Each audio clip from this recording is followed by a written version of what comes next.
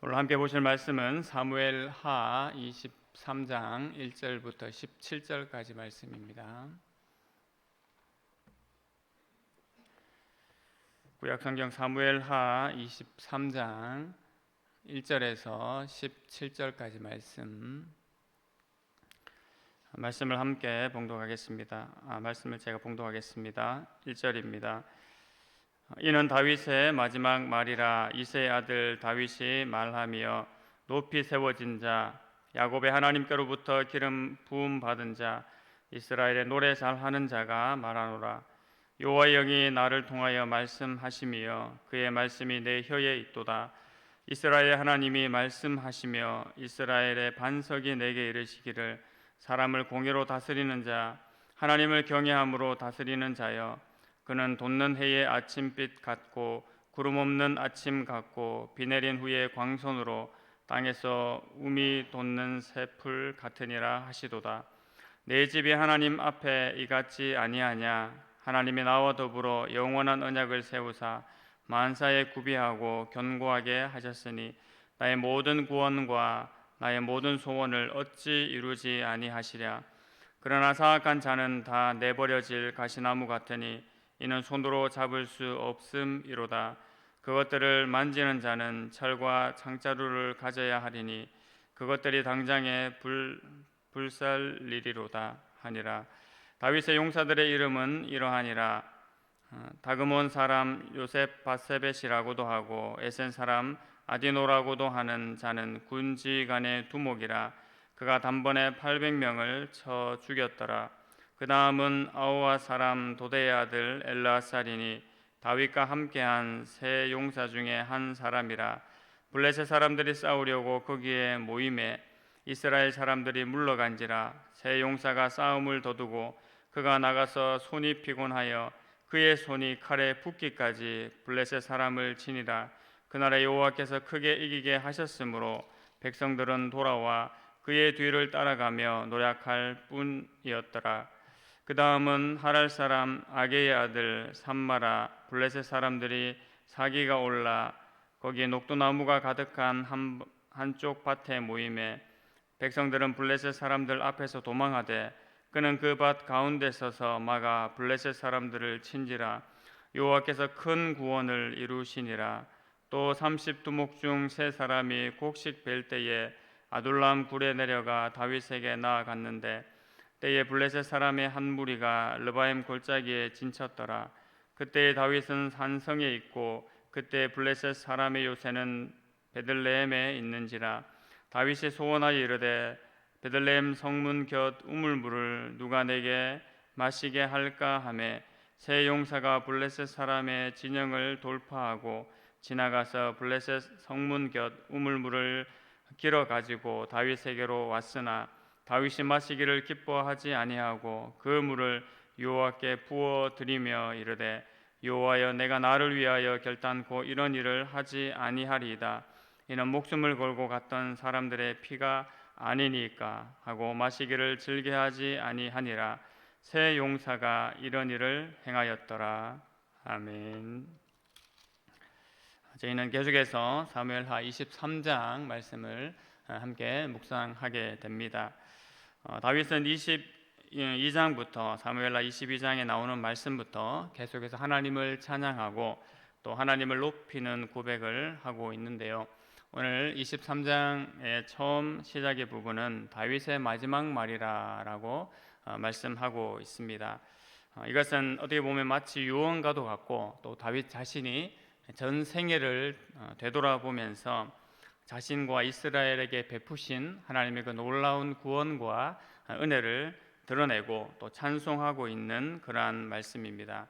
다윗은 스스로를 1절에서 어떻게 표현을 하고 있습니까?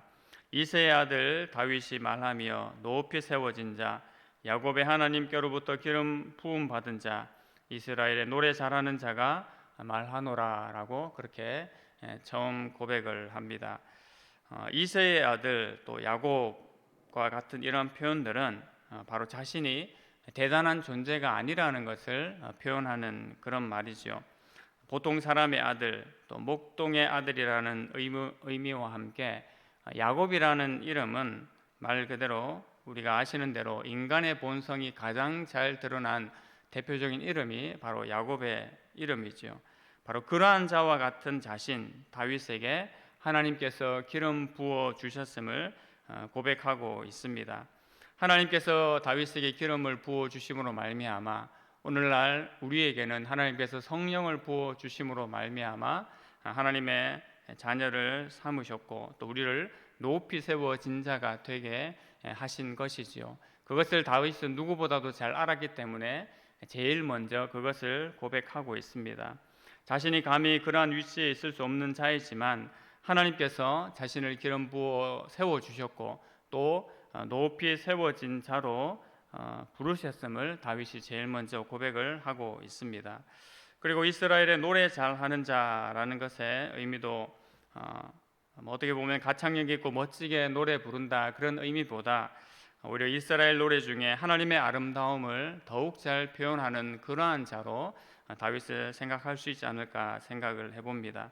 비천한 자신을 높이신 하나님께서 또 다윗에게 말씀을 주시고 은혜를 베풀어 주셨음을 계속 고백을 하고 있습니다. 2절에서 여호와의 영이 나를 통하여 말씀하시며 그리고 그의 말씀이 내 혀에 있도다 라고 계속해서 다윗은 고백을 하고 있죠. 이것을 보게 되면 다윗은 왕으로서의 역할을 잘 감당한 사람이기도 하지만 또 선지자적 사명을 감당한 것으로도 우리가 받아들일 수가 있습니다. 왜냐하면 하나님께서 다윗의 입에 그 하나님의 영을 통해서 하나님의 말씀을 주셨기 때문이지요. 그 하나님께서 어떤 말씀을 주셨다고 얘기를 하고 있습니까? 3절 4절에서 그것을 얘기를 하고 있습니다. 이스라엘의 하나님이 말씀하시며 이스라엘의 반석이 내게 이르시기를 사람을 공의로 다스리는 자 하나님을 경외함으로 다스리는 자여라고 말하고 있지요. 하나님을 경외함으로 다스리는 왕 이것이 이제 우선입니다. 하나님을 경외함으로 다스리는 왕이 나아가서 백성을 바르게 공의로 다스릴 수가 있는 왕이 되죠. 하나님을 경외한다라는 것은 하나님을 사랑하는 동시에 하나님께 대하여 두려운 마음을 가지고 있는 자, 참된 마음을 가지고 있는 자를 의미하겠지요. 바로 그러한 자가 백성을 온전하게 공의로 잘 다스릴 줄 아는 왕이다라는 것입니다. 세상 나라의 왕은 그러하면 좋겠지만 그러기가 쉽지가 않습니다. 세상 나라의 왕은 백성들을 위해서 왕이 존재하는 것 같지만 오히려 왕을 위해서 백성들이 존재하는 것이 그 세상 나라의 왕의 형국이지요. 하지만 하나님 나라의 왕은 다윗이 고백했던 것처럼 하나님의 백성들을 위해서 존재하는 것이 바로 하나님 나라의 왕인 것입니다. 하나님께서 그를 세우셨고 그가 하나님 나라의 백성들을 위해서 일하게 하셨지요. 존재하게 하시는 것입니다. 하나님께서는 다윗이 그러한 왕이 되기를 원하셨고 또 다윗 또한 자신이 하나님 앞에서 그러한 왕이 되기를 간절히 원했기 때문에 누구보다도 자신이 하나님 앞에서 온전하게 서 있기를 그 인생을 통해서 늘 노력했던 자가 바로 다윗입니다. 그 하나님을 경외함으로 또 모든 사람을 공의로 다스리는 왕의 모습이 어떻다라고 했습니까? 바로 구름이 끼지 않는 아침에 떠오르는 맑은 아침 햇살과 같고 또 비 온 뒤에 땅에서 새싹을 돋게 하는 그런 햇빛과 같은 존재가 바로 하나님을 경외하는 왕, 또 그것으로 말미암아 하나님 백성들을 공의롭게 다스리는 왕의 모습이라고 그렇게 이야기를 했습니다. 우리가 상상만 해도 그러한 영광이 있는 왕, 또 그러한 왕의 다스림을 받는 백성들이 얼마나 큰 영광과 은혜가 있을 것인지 충분히 상상을 해보게 됩니다. 바라기는 또 우리가 기도하기는 하나님께서 이 나라와 이 민족 가운데도 그러한 지도자들을 우리에게 허락해 주시기를 또 바라고 기도해야 될 줄로 믿습니다. 또 그러한 지도자들이 교계에서 또 이 땅 가운데 사회 곳곳에서 일어날 수 있기를 우리가 또한 기도해야 되겠다라는 생각을 해보게 됩니다. 다윗은 자신과 또 자신의 집에 이렇게 놀라운 은혜를 베푸신 하나님을 찬양하지 않을 수가 없죠. 그래서 5절에서 고백하기를 내 집이 하나님 앞에 이같지 아니하냐 하나님이 나와 더불어 영원한 언약을 세우사 만사에 구비하고 견고하게 하셨으니 나의 모든 소원과 나의 구원과 나의 모든 소원을 어찌 이루지 아니하시랴라고 역시 계속해서 고백하고 있습니다. 하나님께서 다윗의 집을 만사에 아쉬움 없이 갖추어 주시고 또 견고하게 하셨기 때문에 나의 구원이 이루어지지 않을 수 없고 또 나의 모든 소원을 들어주지 않으실 수가 있겠느냐라는 그런 고백을 하고 있지요. 이건 대단한 자신감, 또 대단한 기쁨을 표현하고 있는 것입니다. 하나님께서 나에 대해서, 나의 집에 대해서, 하나님 앞에 온전히 세워진 이스라엘에 대해서 이렇게 하실 수밖에 없다라는 장담을 하고 있는 고백이지요. 바로 말씀을 받은 자의 특권이 이러한 것입니다. 우리에게도 그러할 수가 있습니다. 우리가 어떤 것보다도 주의 말씀이라는 그 확실한 것을 받았기 때문에 우리가 하나님 앞에 이러한 확신과 기쁨을 다윗처럼 누릴 수 있게 되는 것입니다. 하지만 악한 자는 그렇지가 않지요. 하나님 앞에 말씀을 받은 자는 그렇게 살아가지만 반대로 악한 자들은 그렇지 않다고 이야기하고 있습니다. 아무도 손으로 움켜쥘 수 없는 가시덤불과 같다고 했지요. 그래서 손으로 만질 수도 없을 뿐만 아니라 쇠꼬챙이나 창자루가 없이는 만질 수가 없고 결국은 불에 던져져 살라 태워줄 수밖에 없는 그런 존재가 악인들의 존재다라고 다윗은 이야기를 하고 있습니다. 다윗은 말씀을 통해서 바로 이 말씀을 받은 자와 말씀을 받지 않은 자들의 모습이 어떻게 다른지를 역시 이야기를 해주고 있습니다. 이렇게 오늘 본문 1절부터 7절까지 다윗이 자신을 높여주시고 또 놀라운 은혜를 베풀어 주신 하나님을 찬양하고 있습니다. 그 뒤에 나오는 8절부터 17절까지는 바로 다윗 왕국에 있었던 다윗과 함께 이 하나님의 나라를 이루어갔던 용사들을 계속해서 소개를 하고 있지요. 다윗의 용사들은 저희가 앞서 살펴본 사무엘하 21장 후반부에도 이미 4명의 용사들이 나와 있었습니다. 아마 그것과 비슷한 연계지 않을까라는 생각을 해봅니다. 먼저는 8절부터 12절까지 그 세 용사들을 소개를 하고 있는데 다윗의 세 용사들 중에서 첫 번째로 가는 그 세 용사를 먼저 소개를 하고 있습니다. 그 이름이 어떻게 됩니까? 제일 첫 번째로 요셉 바세벳이라는 사람입니다. 에센 사람 아디노라고도 불린 사람으로 이 사람은 군 지휘관의 두목이었다고 이야기를 하고 있습니다. 그리고 일거에 800명을 제압했던 800명을 쳐 죽인 대단한 용사이기도 하지요. 마치 삼손을 연상케 합니다. 삼손이 나귀 턱뼈를 가지고 1000명을 일거에 제압을 했는데 그에 못지않은 그런 용사가 다윗의 용사로 있었던 것을 우리가 살펴보게 됩니다. 다음 용사는 엘라살입니다. 9절에 나와 있는데요. 그 다음은 아호와 사람 도대의 아들 엘라살이니 다윗과 함께한 세 용사 중에 한 사람이라. 블레셋 사람들이 싸우려고 거기에 모임에 이스라엘 사람들이 물러간지라. 세 용사가 싸움을 도두고 이 세 용사가 이 역전된 전투 마치 사기를 잃어 힘들어진 그 전투를 오히려 반전시키는 그러한 용사였음을 이야기를 하고 있지요. 그리고 특히 엘라살을 얘기하면서 얼마나 열심히 싸웠는지 손에 칼이 붙었다고 했습니다. 땀이 날 정도가 아니라 아마 생각하기는 피에 굳어져서 이렇게 손에 칼이 붙을 정도로 싸웠지 않을까라는 생각을 해보게 되는데요. 그렇게 싸움으로 말미암아 오히려 전세를 역전시키고 백성들이 그의 뒤를 쫓아가면서 열심히 싸운 모습을 이야기를 하고 있습니다.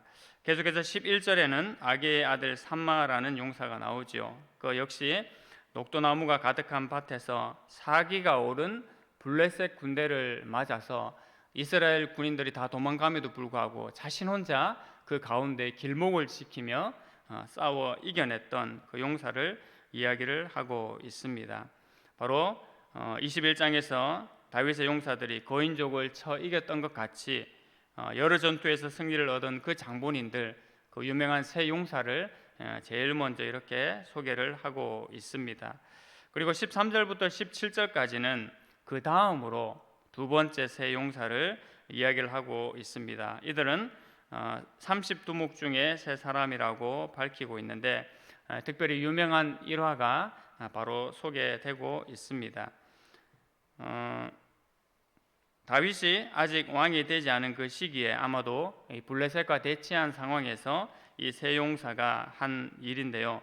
바로 베들레헴 성문 곁에 그 우물물을 내게 마시게 할까라는 그 다윗의 탄식에 이 세 용사가 실제로 그 일을 행하는 모습을 보여주고 있습니다.